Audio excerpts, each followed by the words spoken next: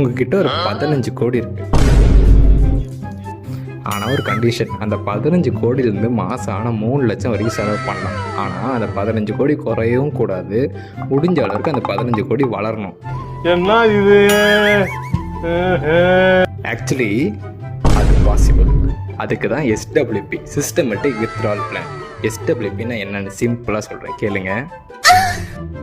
இப்போ என்கிட்ட 15 கோடி இருக்குது. அதை நான் கொண்டு போய் ABC மியூச்சுவல் ஃபண்ட் ஒரு கம்பெனியில் இன்வெஸ்ட் பண்ணுறேன். மியூச்சுவல் ஃபண்ட்னா குரூப் ஆஃப் ஸ்டாக்ஸில் இன்வெஸ்ட் பண்ணுறது தான். இப்போது அந்த 15 கோடியில் 10% எனக்கு அந்த மியூச்சுவல் ஃபண்ட் கம்பெனி எக்ஸாம்பிளுக்கு கொடுக்குதுன்னு வச்சுக்கோங்க. அதாவது 1,50,00,000 ரூபா. இப்போது நான் மாதம் அதுலேருந்து 3 லட்ச ரூபா வரை செலவு பண்ணுறேன். மீதி என்கிட்ட 1,14,00,000 ரூபா இருக்குது. இப்போது நான் செலவும் பண்ணிட்டேன், அதே டைம் என்னோட 15 கோடி வளர்ந்துருச்சு.